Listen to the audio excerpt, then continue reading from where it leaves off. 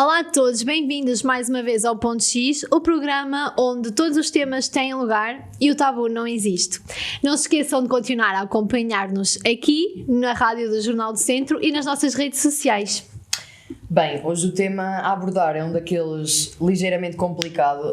Falamos de relações tóxicas, que é um tema por vezes ignorado e que acaba por permanecer no meio da nossa sociedade e no meio da vida das pessoas. Sim, é verdade.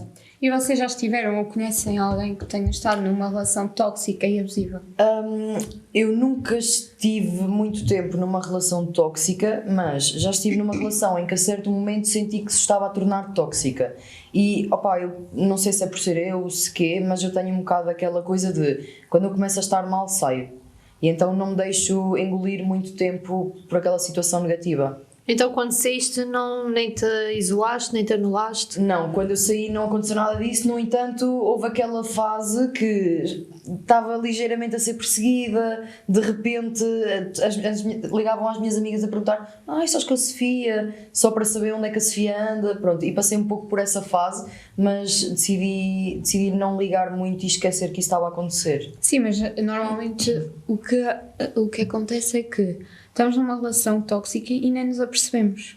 Pois, eu acho que isso nunca E nós dizemos sempre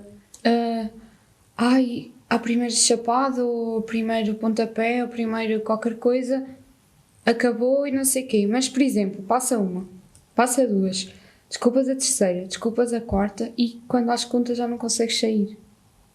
É verdade. E eu conheço uma pessoa que aconteceu isso e se não fosse uma tragédia a acontecer, ainda hoje estava na relação.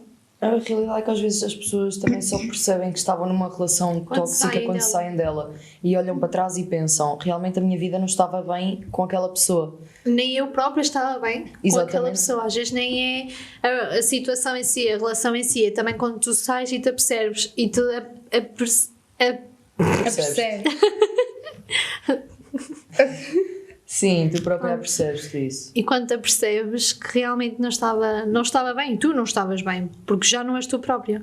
Sim, as pessoas acabam por mudar muito, principalmente mentalmente, psicologicamente, a meu ver, e até o pior desta mudança é que as pessoas por vezes perdem valores que inicialmente tinham e que eram muito marcantes e deixam até, por exemplo, conheço um caso de um casal que passou a estar muito tempo juntos um com o outro e a certo momento uma dessas pessoas já não estava com a própria família há meses. Para estar com a pessoa. Sim, porque estava isolada ali só com aquela pessoa naquela relação e que de todo não era saudável e anulou-se das outras pessoas. Sim, e o facto de estarmos numa relação tóxica muitas das vezes torna-se hábito, porque, por exemplo, discutimos hoje, pede desculpa amanhã e depois de amanhã volta a acontecer e nós pensamos sempre, vai mudar e nunca muda. Acho que nem é bem hábito. Já estamos tão habituados a que seja assim que já nem nos apercebemos que isso não é bom para nós. Às vezes a viver algo que... Exato, mas às vezes também já nem é hábito, muitas vezes é o medo de sair da relação, o medo da mudança, quando por exemplo estás com aquela pessoa há muito tempo, tu depois começas a pensar, mas já estou assim há tanto tempo, o que é que vai ser quando eu sair desta relação, o que é que vai ser de mim, o que é que eu vou fazer, o que é que vai acontecer e tu ficas com medo de sair dessa relação. Às vezes nem é... Habitualmente, pronto, lá está, quando estamos numa relação começamos a passar muito tempo com o nosso companheiro, quem quer que seja. No entanto, isso não significa que nos anulemos dos nossos amigos, mas a realidade é que passamos muito tempo com o nosso companheiro. E a meu ver, realmente há esse hábito porque há pessoas que apenas estão com o companheiro, fazem a vida delas, por exemplo, vão para a escola, vêm almoçar com o namorado, voltam para a escola, namorado, ou então estão em casa, vão trabalhar, vão depois ter com o marido, sim, porque há situações de casamentos que estão assim nestas relações tóxicas há muito tempo, e as pessoas chegam a uma altura em que até podem perceber que não estão bem, mas pensam, estou sozinha. E é este estar sozinho que creio que também dá esse medo. Mas também essa questão das discussões, quando é, às vezes pensamos, estamos só numa fase, estamos a discutir muito porque é uma fase, isto passa, só que entretanto passa para pior. Mas já que falas em casamentos, por exemplo, quando há filhos no meio, muitas das vezes torna-se a desculpa para que não seja denunciado, por exemplo, porque pode estar num casamento tóxico e abusivo e a desculpa é sempre, mas e os filhos? Pois, tem medo de sair daquilo porque há demasiadas coisas em comum, há demasiados laços em comum, mas também a realidade é que nunca haverá laços suficientes para manter uma relação tóxica, a meu ver, porque os filhos estão lá na mesma. Os filhos só têm que compreender, a meu ver, Claro. Os filhos não têm grande opinião a dar quanto à relação dos próprios pais. Ok, podem dizer, olha, gosto que estejas com esta pessoa ou não, mas não têm nada que dizer do género, não te podes separar ou não te podes juntar, que para meu ver isso é uma escolha dos pais. E então às vezes realmente as pessoas têm muita dificuldade em sair destas relações muito prolongadas por causa também do tempo e dos laços. Só que depois também é aquela situação, estamos há X anos com uma pessoa e pensamos, eu agora não estou muito feliz, mas já estou aqui há X anos. Mais vale deitar a perder, sinceramente, do que estar lá depois ao dobro dos anos e continuar a pensar isto todos os dias, a meu ver. Sim, mas nada melhor que a psicóloga Joana Leão para nos tirar todas as dúvidas hoje no ponto de resposta. Pronto, para este tema decidimos procurar novamente informações dos nossos seguidores a partir do Instagram para perceber realmente como é que as pessoas estavam quanto às relações tóxicas ou abusivas por vezes. E o que percebemos é que a maioria dos nossos seguidores já esteve dentro de uma relação tóxica, acabou por mudar a sua própria forma de ser e uma grande maioria abandonou essa relação. O que significa que, por mais que seja uma pequena maioria, há muitas pessoas que continuam a ficar dentro destas relações que nem sempre são saudáveis. Pronto, e procurámos estas informações para perceber e para recolher informações aqui para o nosso ponto de resposta de hoje. Sim, resta-nos agora agradecer mais uma vez a sua presença, sempre bem-vinda, e nós gostamos imenso de ter aqui. Eu também gosto de estar aqui. Eu fico muito contente por as vossas respostas, pelas respostas que vocês conseguiram obter, porque a vossa amostra, pelo visto, é uma amostra com uma autoestima adequada, não é? Que apesar de ter entrado numa relação tóxica, porque todos nós podemos entrar numa relação tóxica, conseguiram sair dela. Mas convém nós distinguirmos. Eu já estou a falar antes. Não? Posso continuar? Convém distinguir o que é uma relação tóxica de um comportamento tóxico. Porque um comportamento tóxico todos nós vamos tendo, não é? Portanto, eu posso não estar tão bem disposta e posso, de repente, ser indelicada, posso ser mal educada, posso manipular para conseguir ter aquilo que quero, posso fazer aqueles alinhos muito queridos do género, tipo, vai-me lá buscar um copo de água, não é? Portanto, não é bem isto, mas acaba por ser. A relação tóxica tem isto consecutivamente, não é? Portanto, nós começamos por ter alguém que é muito sedutor, que cumpre as necessidades da outra pessoa. A outra pessoa acaba por se agregar. Eu já estou a responder a uma série de perguntas para aí, não? Não, por acaso não está. A pessoa acaba por sentir que ela ama de uma forma como mais ninguém amou, e depois começam a acontecer algumas agressões que são subtis, em que não se percebe, quase como do género, estamos todos no café, a pessoa está a falar. Não é bem assim. Eu digo por ti. Começa por coisas assim.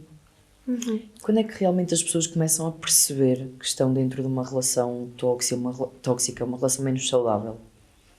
Quando é que... Isso é uma pergunta que não é assim tão fácil de responder, porque a pessoa começa a ser enredada numa teia, não é? Portanto, primeiro começa-se por... a pessoa começa por ir sendo invalidada, começa por ser criticada, mas depois começa por acreditar que aquela crítica é verdadeira, porque como é que a outra pessoa que de repente a amava tanto, achava que ela era tudo de bom, como é que de repente a critica? Portanto, se a critica é porque existe viabilidade para a criticar, não é? E normalmente nestas relações estas pessoas são afastadas do seu meio. Para quê? Porque se não forem afastadas do seu meio, aquilo que vai acabar por acontecer é que vai haver chamadas de atenção. Mas não são afastadas do meio do género, tu não te podes dar com aquela pessoa, não é? Portanto, normalmente aquilo que acontece é o abusador ou a abusadora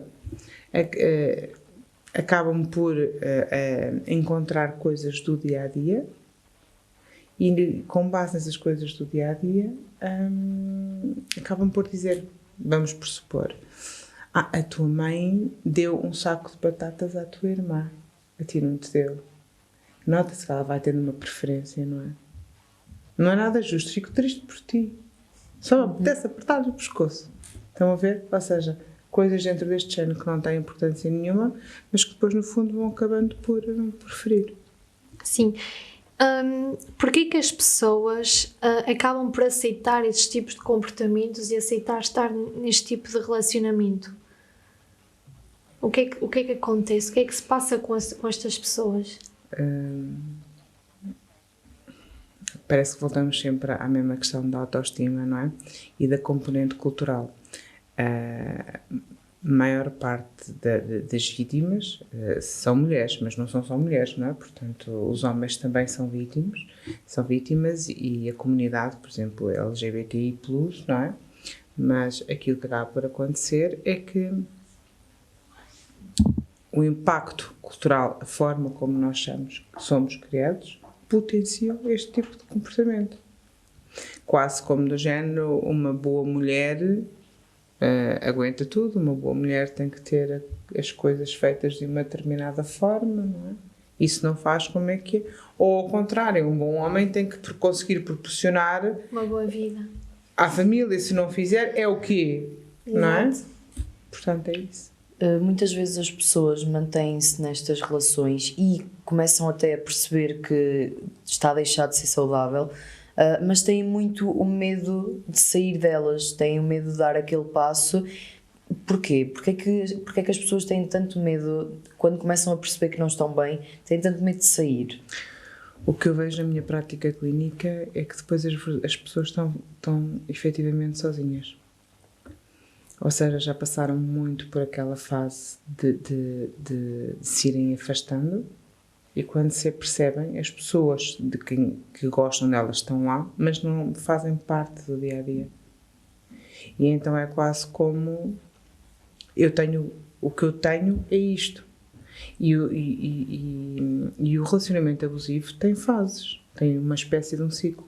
Há o ciclo da lua de mel, em que o abusador é super sedutor, para depois começar a haver algum atrito, estas chamadas de atenção.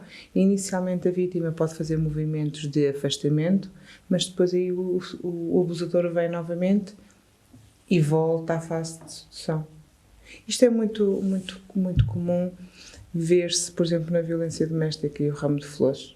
Não é? Isto aparece muito no filme, que é, de repente, há um episódio de violência doméstica e a seguir vem um ramo de flores, quase como se o ramo de flores justificasse. Enquanto psicóloga, tem muitos casos de pessoas que realmente passem por estas relações menos saudáveis? Sim. E por que faixas etárias é que costumam haver mais casos? É transversal, porque nós agora, neste momento, estamos a falar da relação amorosa, não é? Mas as relações tóxicas vão muito além da relação amorosa, não é? As relações tóxicas que criam fraturas são, por exemplo, relações tóxicas com os progenitores, com os cuidadores, com os pares. Os pares são muito terríveis uns para os outros, não é? A vossa adolescência deve ter sido marcada por momentos difíceis, não é? Com um ou com o outro. Eu não sei a que grupo é que vocês pertenciam, não sei se vocês eram os cools ou se eram os nerds ou aqueles que não se distinguem nem de uma forma nem de outra, mas devem ter reconhecido que existe uma espécie de um bullying que é aceito.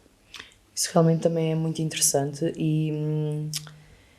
quase que me esqueci do que é que ia dizer. Pronto, realmente as relações tóxicas estarem em muitos lados e há pouco falávamos realmente que nós retiramos muitas coisas dos nossos progenitores, retiramos muitos ensinamentos e hábitos, De que forma é que isto também pode ser passado de geração para geração dentro do ambiente familiar?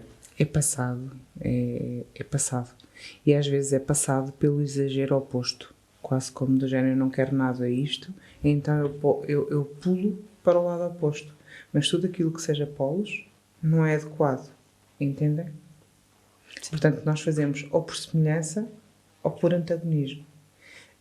E às vezes precisamos de encontrar ali o nosso meio termo, não é? Os padrões relacionais nós vamos aprendendo desde pequeninos. Nós, quando somos bebés, somos esponjas de absorção de informação. E nós vamos aprendendo com não faças isto ou não faças aquilo, nós comportamos-nos assim, comportamos-nos de uma outra forma. E isso é passado pelos nossos cuidadores. Como é que estas vítimas conseguem superar este hábito e superar este trauma? Como é que é o processo?